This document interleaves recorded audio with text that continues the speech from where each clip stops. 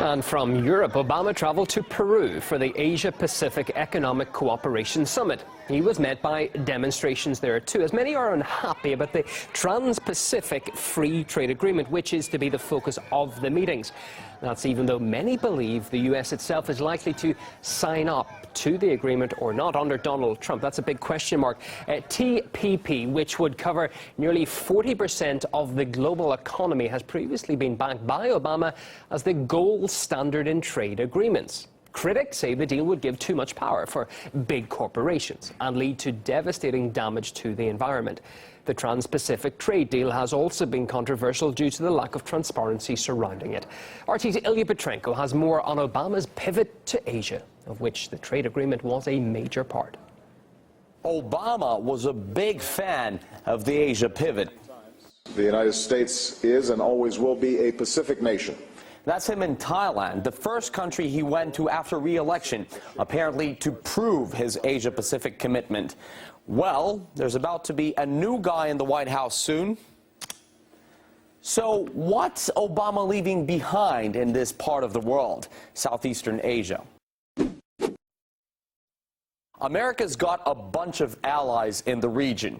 South Korea is one of the main ones. Now look at what many Koreans have been up to lately.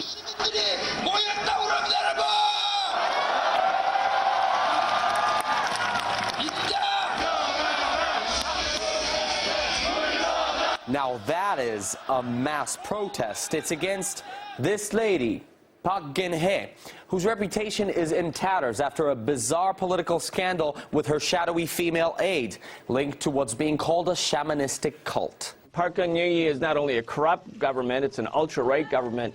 It's seen in Korea as an extension of American power. In fact, it's a puppet of the United States. Now her approval rating is about 5%. I don't see how she survives. Now, of course, no one really expected Washington and Seoul to suddenly make friends with Pyongyang, but there were expectations that the U.S. and South Korean administrations would do their bit to ease nuclear tensions on the peninsula. Instead, as a matter of policy, all dialogue with North Korea was scrapped. Another handshake with Barack Obama, and Seoul agrees to the deployment of big boys like this in South Korea. This is one of America's most advanced missile defense systems. The U.S. has been aggressively stationing missile defense systems all around Asia and in Eastern Europe, basically to encircle China and Russia. We know that this system will not be effective in the defense of South Korea. Rather, it will be used for the defense of U.S. military assets in the region. What about other regional allies?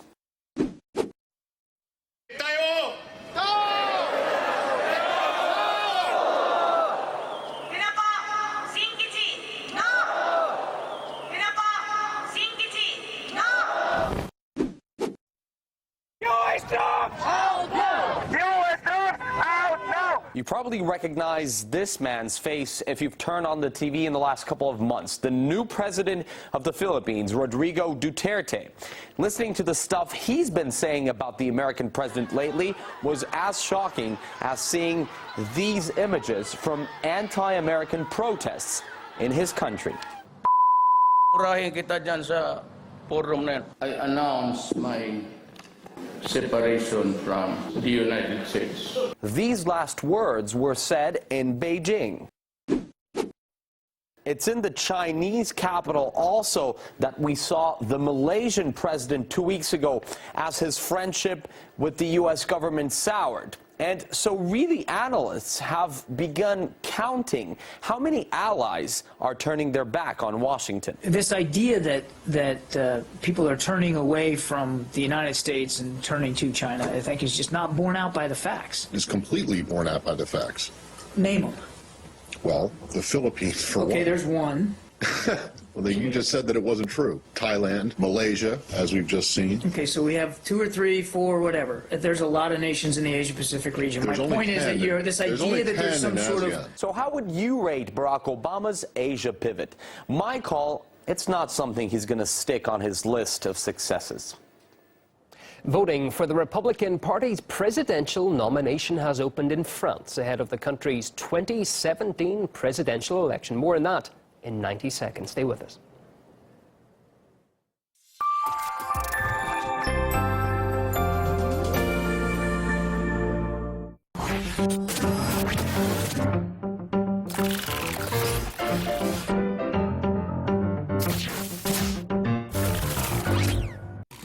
Here's what people have been saying about Redacted tonight. Give it to us. Redacted is full-on awesome. The only show I go out of my way to watch every week. It really packs a punch.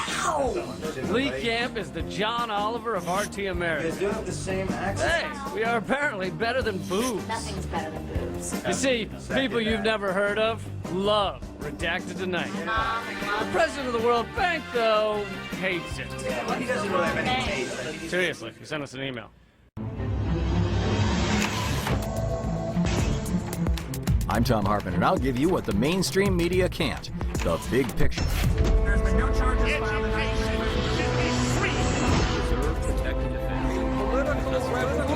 And when you question more, you find what you're looking for. This is the legislative branch of the We'll go deeper, investigate, and debate, all so you can get the big picture.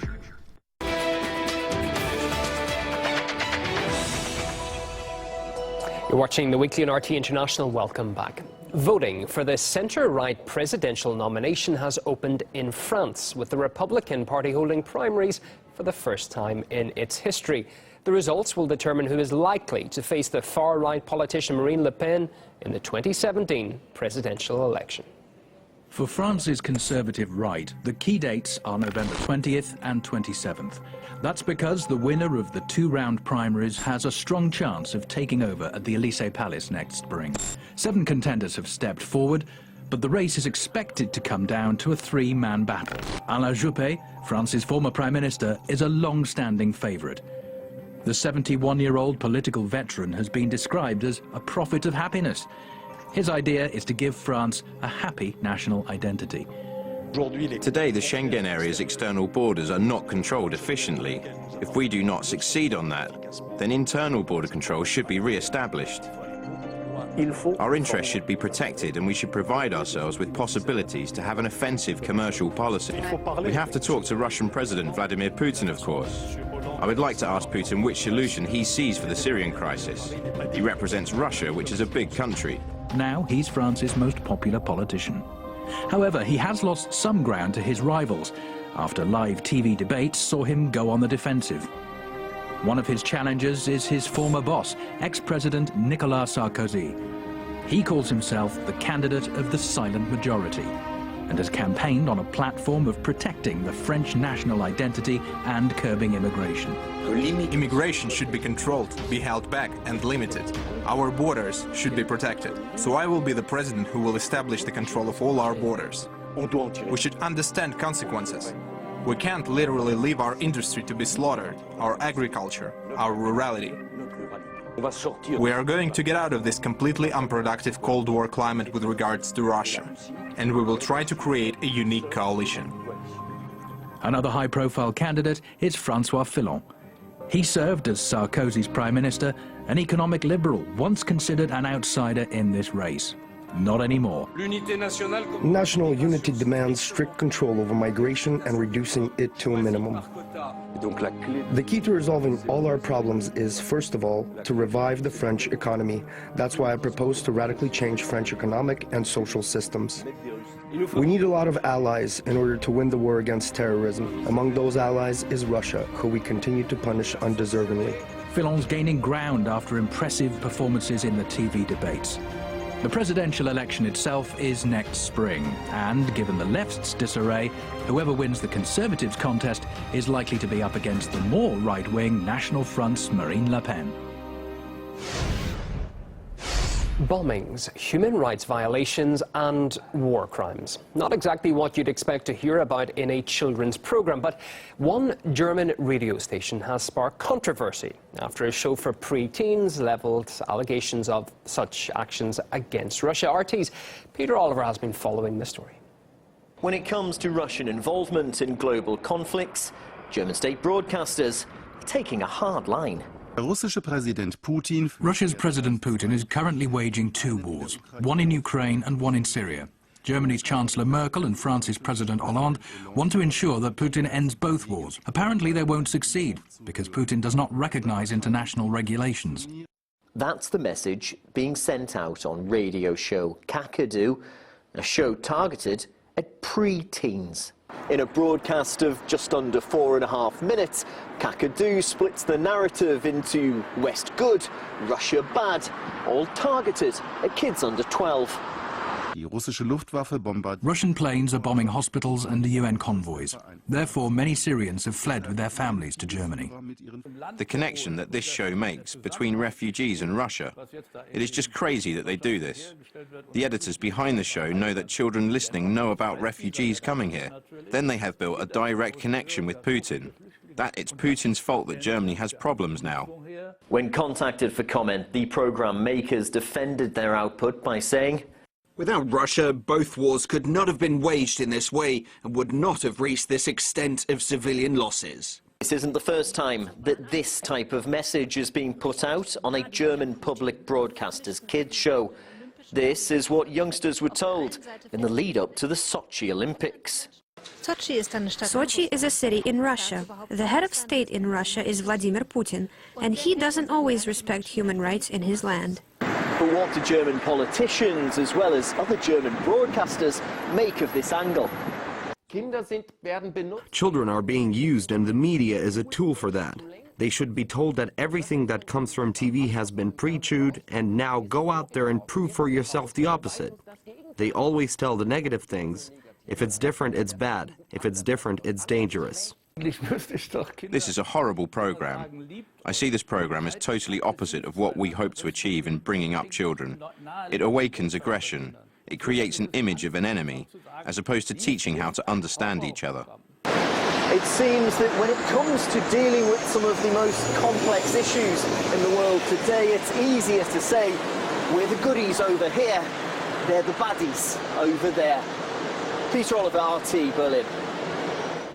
You're tuned into RT International. Up next, the remarkable story of a 91-year-old man who's dedicated his life to constructing a rather unusual cathedral on the outskirts of Madrid. Stay with us.